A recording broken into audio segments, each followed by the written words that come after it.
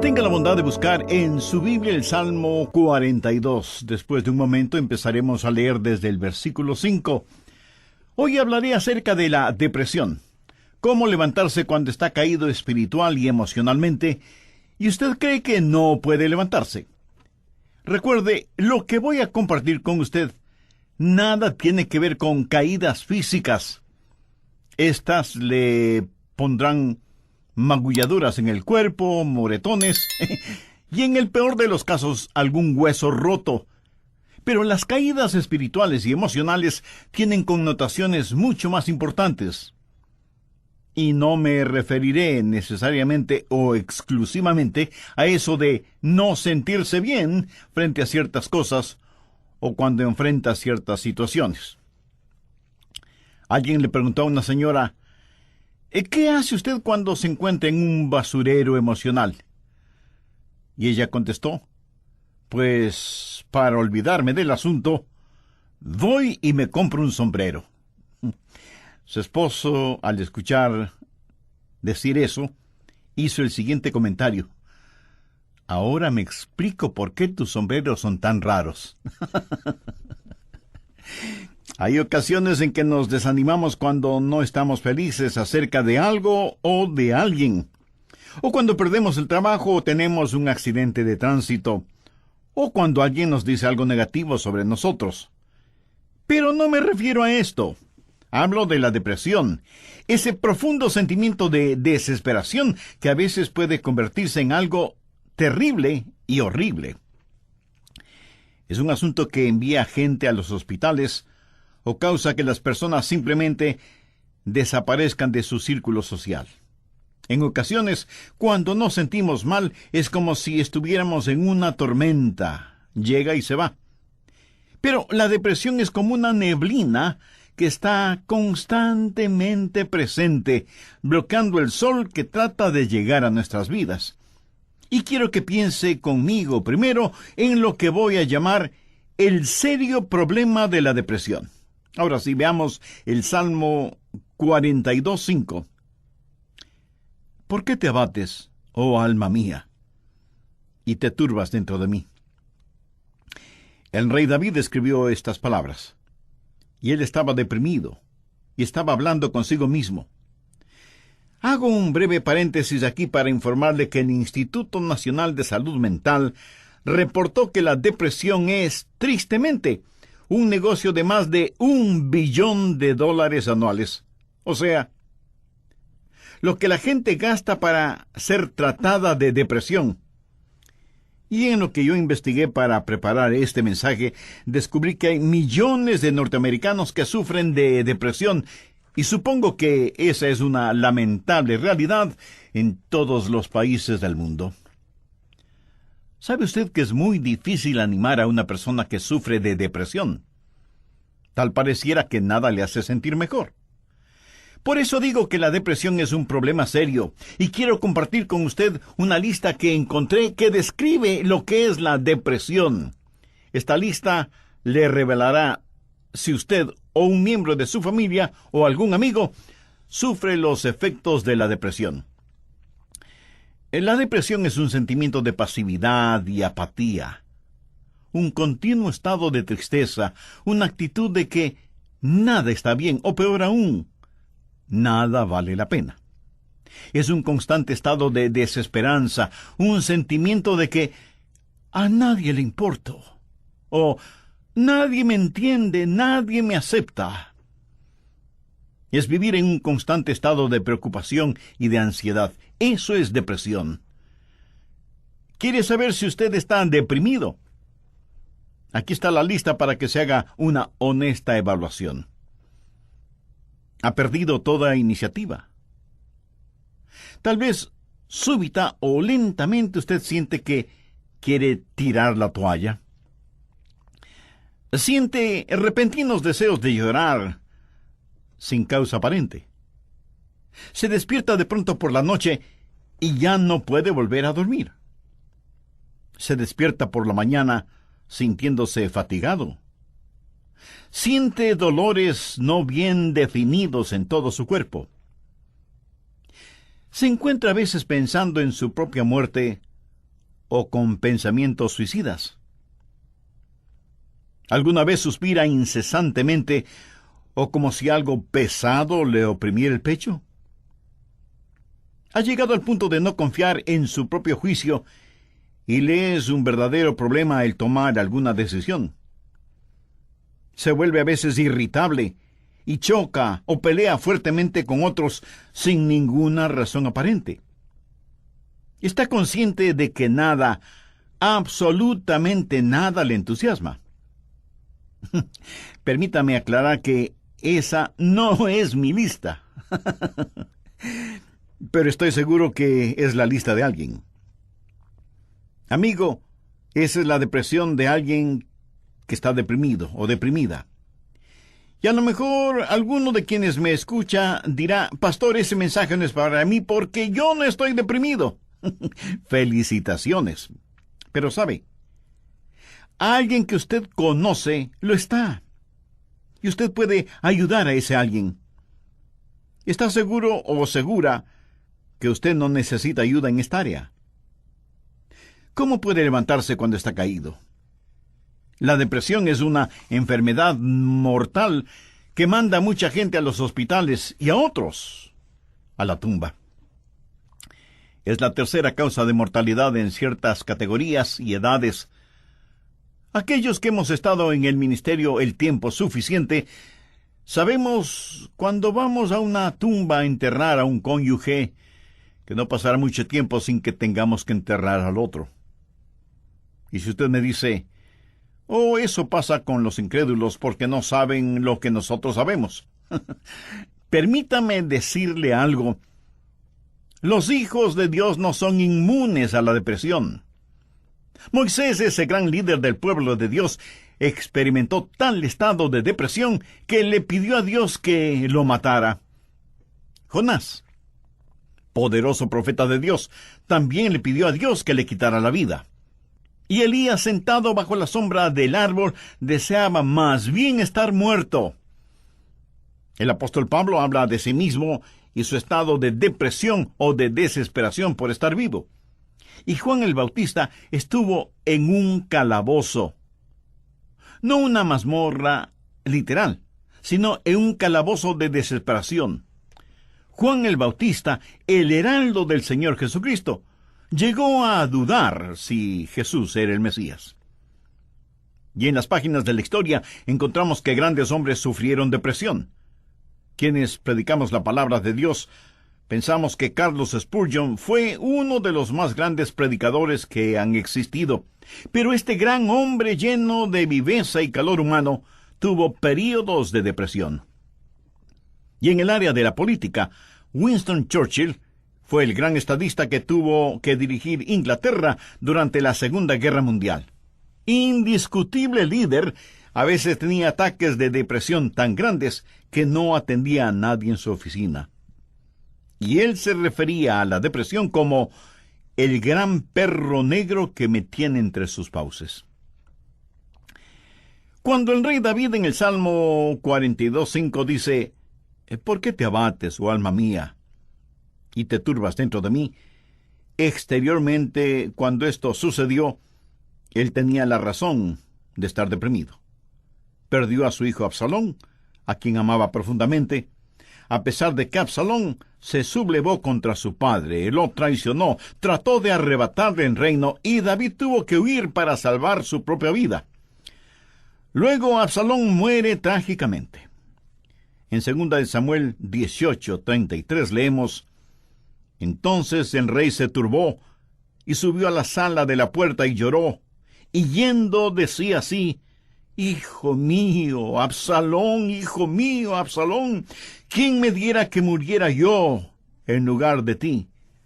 Absalón, hijo mío, hijo mío. David huyó para salvar la vida. Él debía ser el rey. Pero perdió su fortuna, perdió su hogar, perdió su poder, perdió todo respaldo financiero, y como si todo esto fuera poco, David pecó contra Dios, cometió un horrible, terrible pecado que le costó la vida a su tierno hijo. Y luego su hija fue violada por su propio hermano, y tuvo una esposa que fue asaltada sexualmente, y ahora su hijo rebelde, Absalón, había encontrado la muerte en forma trágica. La nación sobre la cual David se suponía que era rey estaba en turbulencia. Así que exteriormente David tenía toda la razón para estar deprimido. Las cosas no podían estar peor que lo que estaban. ¿Por qué te abates, oh alma mía, y te turbas dentro de mí? Este salmo es un caso clínico de depresión. En primer lugar, David tuvo lo que yo llamo sequedad espiritual. Miremos, por favor, los primeros 2 versos de este Salmo 42. Como el ciervo brama por las corrientes de las aguas, así clama por ti, oh Dios, el alma mía. Mi alma tiene sed de Dios, del Dios vivo. ¿Cuándo vendré y me presentaré delante de Dios? David está sediento de Dios, pero siente como que si Dios estuviera lejano. David se siente como un ciervo rodeado por una jauría de perros de caza. Siente su sequedad espiritual, siente el temblar de su alma y piensa que a lo mejor Dios ya se olvidó de él. Mire lo que dice en el verso 9. Diré a Dios, roca mía, ¿por qué te has olvidado de mí? David está sediento de Dios, pero Dios parece que estuviera a años luz de distancia. ¿Dónde estás tú, Dios? ¿Por qué te has olvidado de mí? Sequedad espiritual. Dios no se había olvidado de él. Ese no es el punto. Y el rey continúa su lamento en el verso 3 diciendo, fueron mis lágrimas mi pan de día y de noche. Y aquí me imagino a David llorando incontrolablemente, este poderoso hombre de Dios, ahora llorando como una criatura. Todos tenemos momentos de tristeza, pero no siempre de llanto incontrolable, aunque puede ser así. Eso es un signo de depresión. No es como una lluvia de verano que cae y desaparece rápidamente, sino que es más bien como una neblina continua durante el día nublado. David siente vergüenza y se siente derrotado.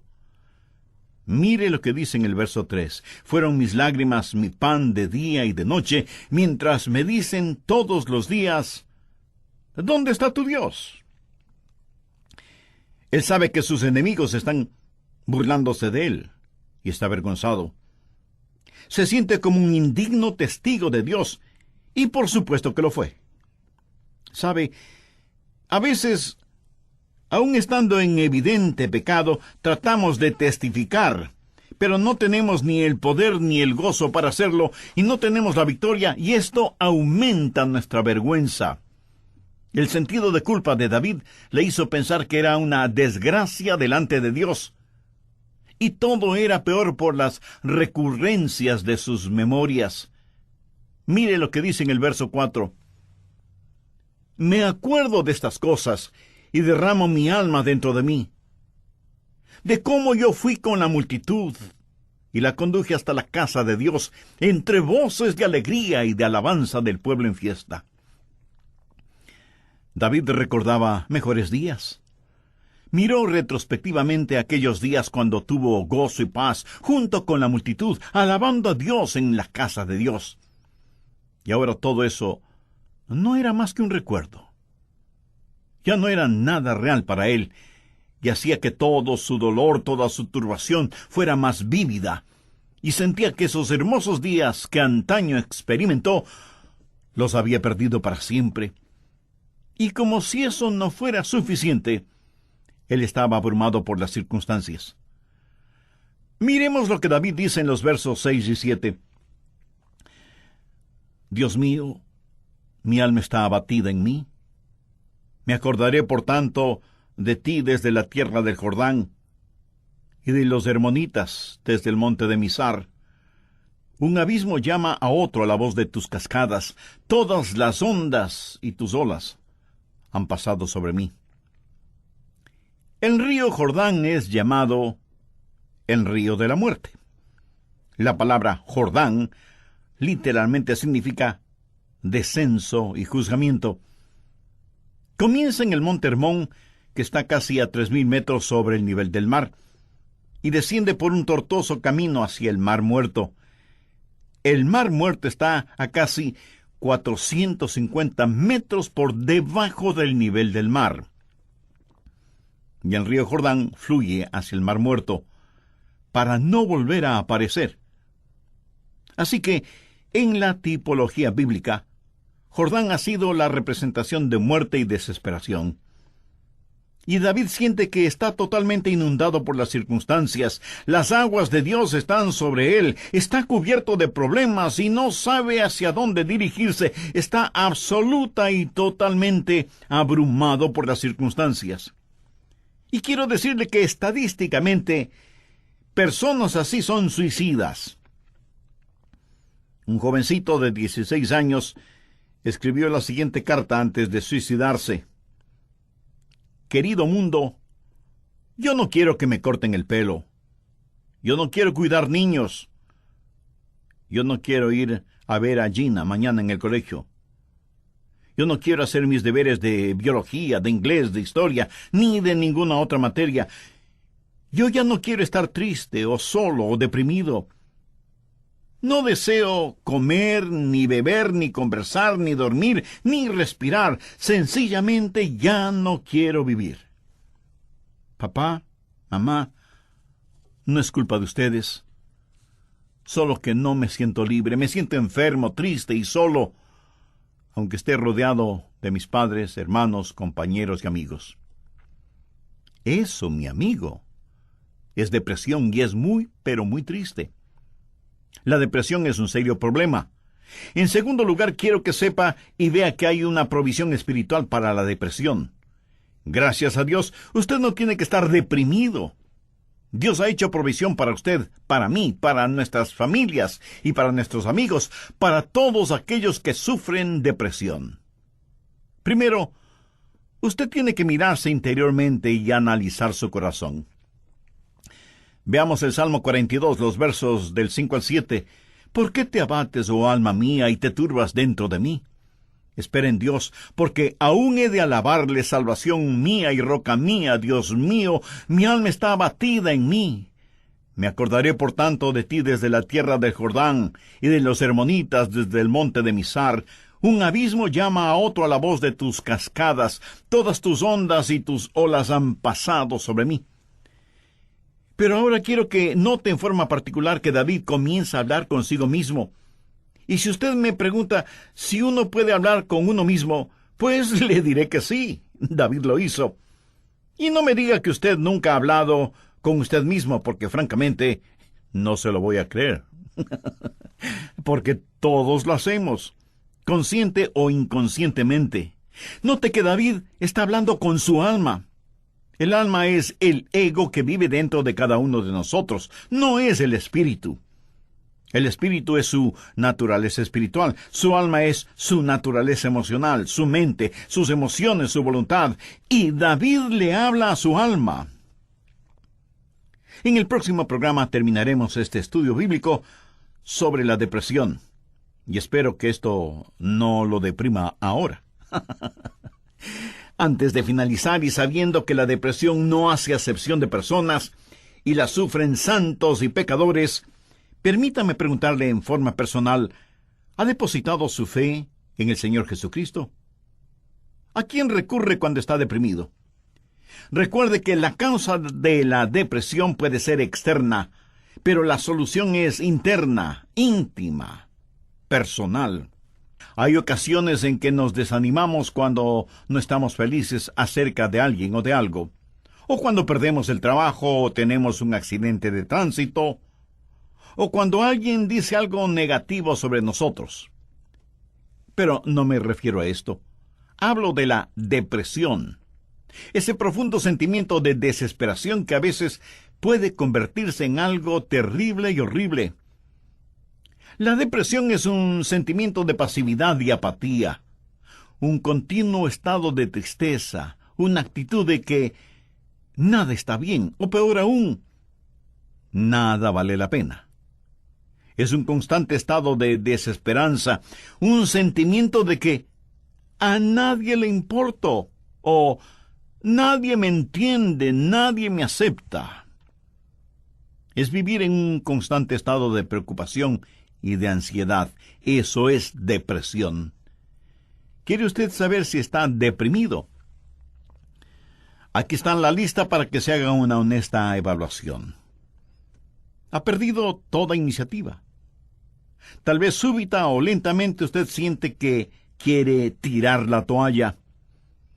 Siente repentinos deseos de llorar sin causa aparente.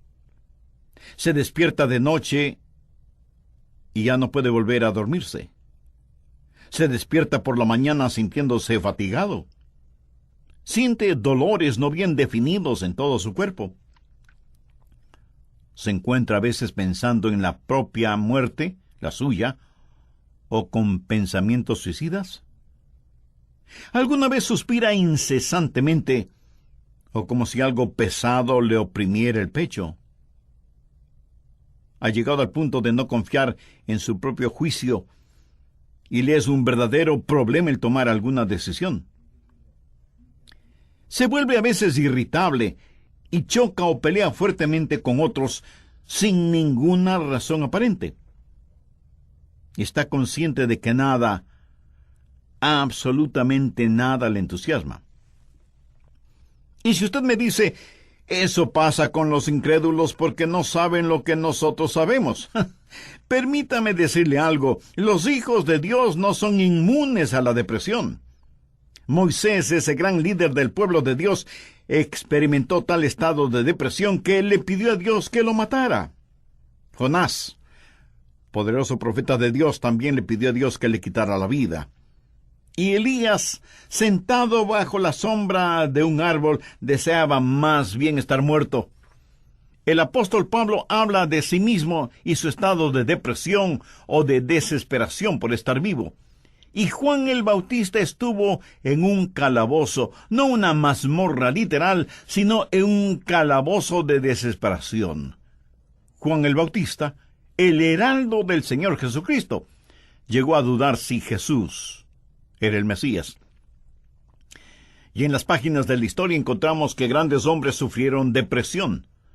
Quienes predicamos la palabra de Dios pensamos que Carlos Spurgeon fue uno de los más grandes predicadores que ha existido. Pero este gran hombre lleno de viveza y de calor humano tuvo períodos de depresión. Y en el área de la política, Winston Churchill fue el gran estadista que tuvo que dirigir Inglaterra durante la Segunda Guerra Mundial. Indiscutible líder. A veces tenía ataques de depresión tan grandes que no atendía a nadie en su oficina. Y él se refería a la depresión como el gran perro negro que me tiene entre sus fauces. La nación sobre la cual David se suponía que era rey estaba en turbulencia. Así que exteriormente David tenía toda la razón para estar deprimido.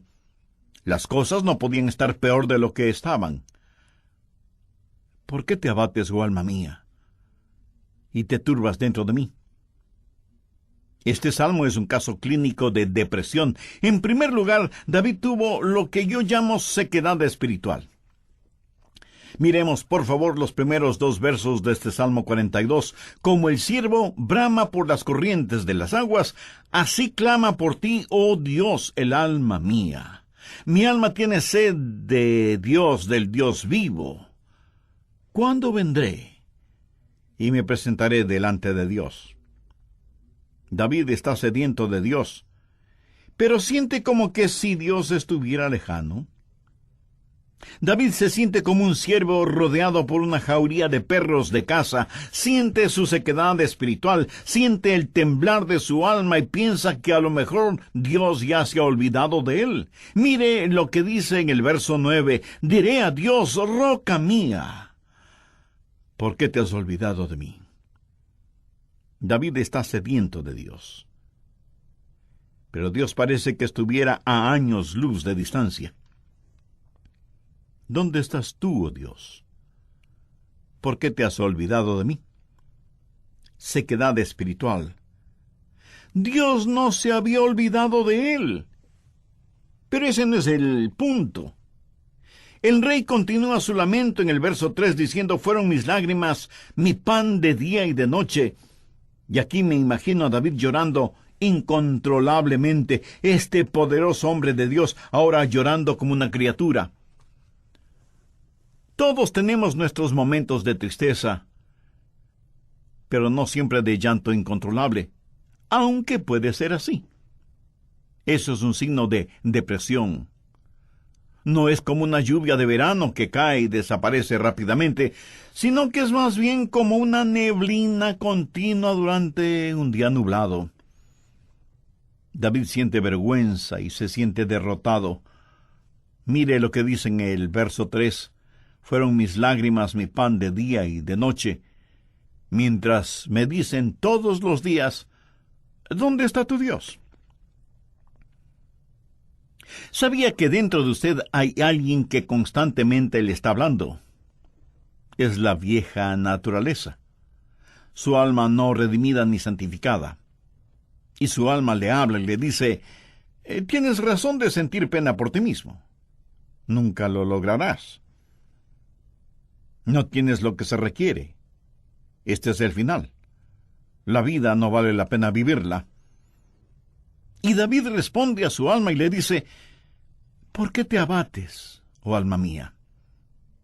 Y este es el momento en que usted toma control, sostiene firmemente a su alma frente a usted, le mira directamente a los ojos y le habla. Eso es lo que David hizo cuando le dijo, alma, ¿por qué te sientes así? Usted tiene que mirarse íntimamente, interiormente, y analizar su corazón. ¿Por qué está deprimido? Yo no estoy diciendo que no tiene razón para estar deprimido. Tal vez alguna persona amada ha fallecido, su cónyuge, un hijo o una hija, un entrañable amigo. Si eso es verdad, entréguele su dolor a Dios, comparta su pena con quienes le aman, y tenga en cuenta que a pesar de cómo se sienta, la vida no ha terminado para usted. Tal vez tiene el corazón destrozado. Alguien a quien amaba profundamente le ha engañado.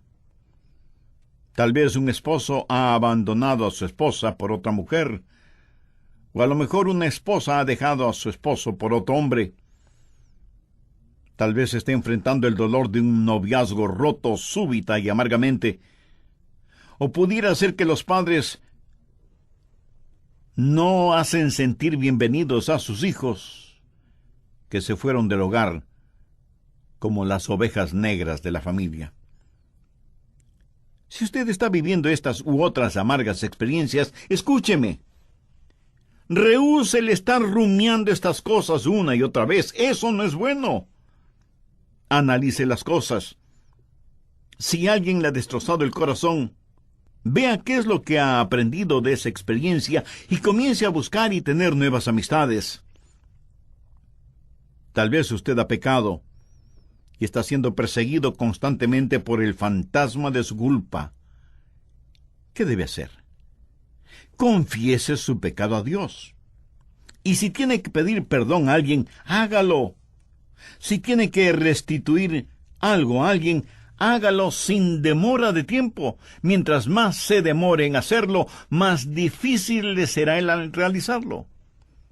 Haga lo que tiene que hacer ya. Y cierre la puerta de ese pasado. Analice, mire su propio corazón y pregúntese, ¿por qué estoy abatido? Pero necesita hacer algo más. No solo un análisis íntimo de su corazón, sino que mirando hacia arriba, reconozca que necesita ayuda una vez que ha identificado el problema. Noten los versos del 7 al 9 lo que David dijo. Un abismo llama a otro a la voz de tus cascadas. Todas tus ondas y tus olas han pasado sobre mí. Pero de día mandará Jehová su misericordia, y de noche su cántico estará conmigo, y mi oración al Dios de mi vida. Diré a Dios, roca mía, ¿por qué te has olvidado de mí?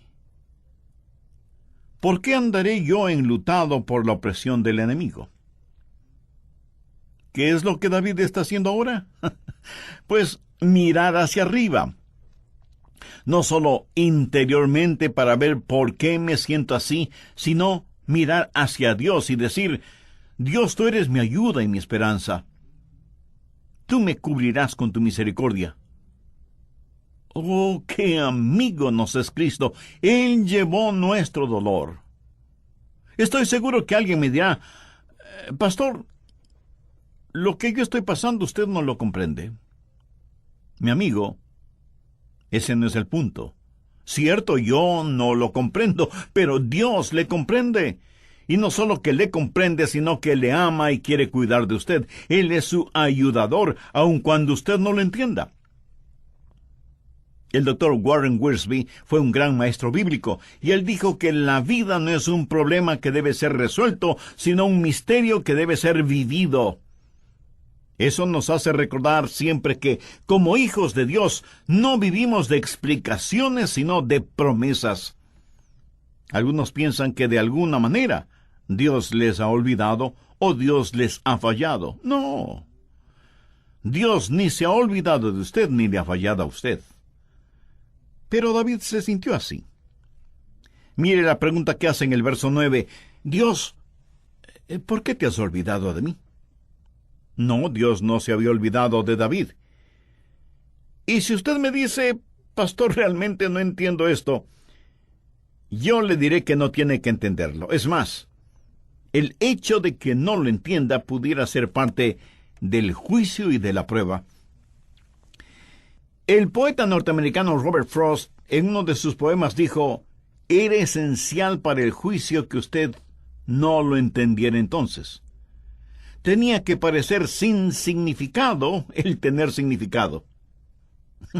Esto no tiene ningún significado para usted. Verá, podemos confiar en Dios para cualquier cosa si entendiéramos el porqué.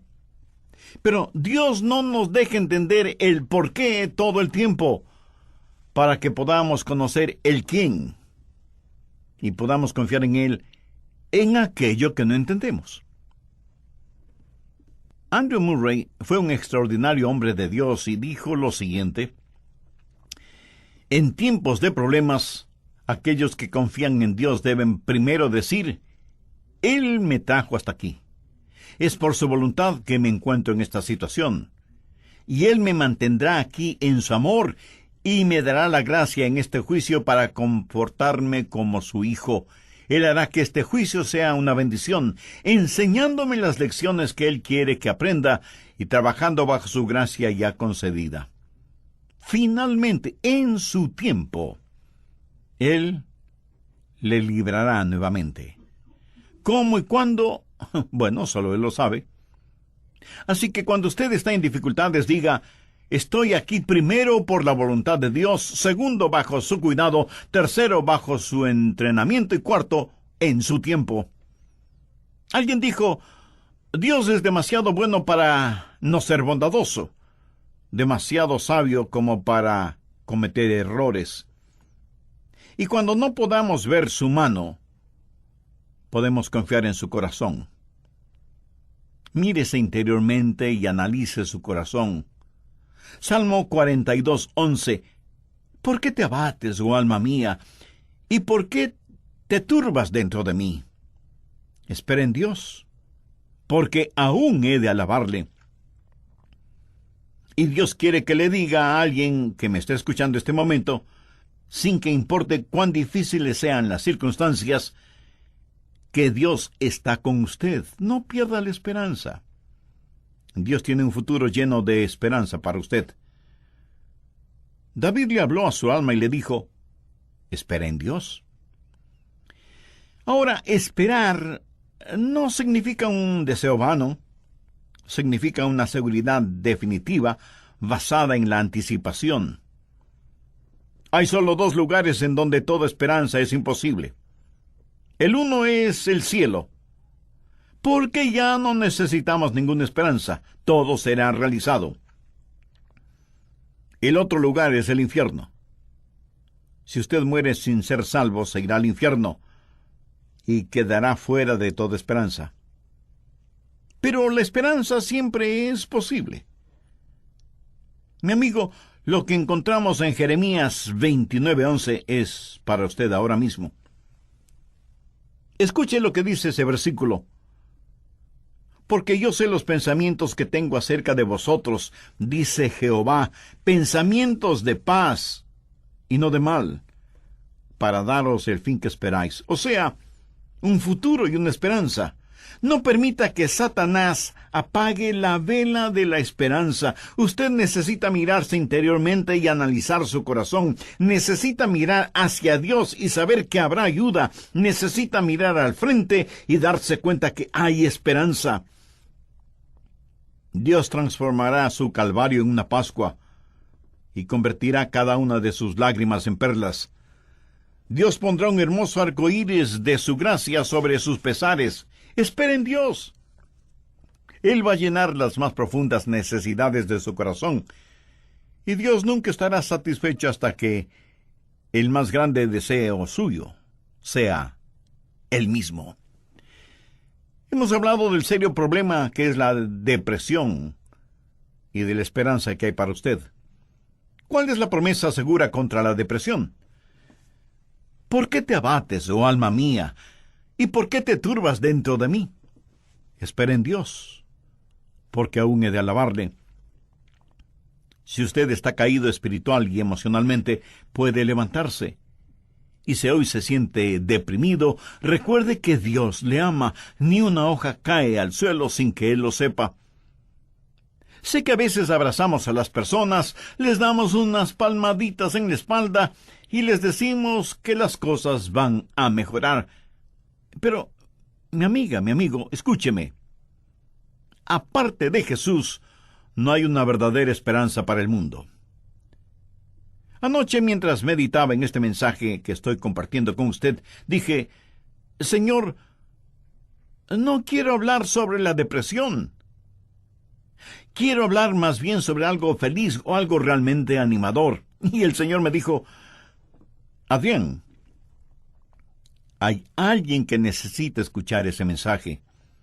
Hay muchas personas sufriendo de depresión. Debes entregar ese mensaje. Así que, de Dios a usted, déjeme decirle algo. Si usted está caído, puede levantarse. Dios tiene una manera para usted. Y no es psicología popular barata, ni una palmadita en la espalda diciéndole las cosas van a mejorar. Espere en Dios, Él le ayudará hasta el final. Tenga la absoluta confianza que usted está protegido y abrazado por los eternos y poderosos brazos de Dios. Si es que usted es un hijo de Dios, por haber recibido a Jesús en su vida. Si usted no tiene la seguridad de su salvación, ¿por qué no recibir al Señor Jesucristo como su Salvador y Señor ahora mismo? Si con fe y sinceridad se lo pide, Él le salvará instantáneamente y le guardará continuamente. Él nunca le olvidará ni le dejará. Con sus propias palabras, usted puede decir una oración como la siguiente. Querido Dios, sé que me amas y que quieres salvarme. Señor, sé que tú moriste en la cruz para salvarme y derramaste tu sangre para pagar la culpa de mi pecado. Gracias por amarme de esa manera. Este mismo momento deposito toda mi fe y confianza en ti y te recibo en mi corazón y en mi vida como mi Salvador y mi Señor. Perdona mis pecados. Límpiame. Ayúdame a vivir para ti, porque tú moriste por mí. Lo pido con gratitud en tu santo nombre. Amén.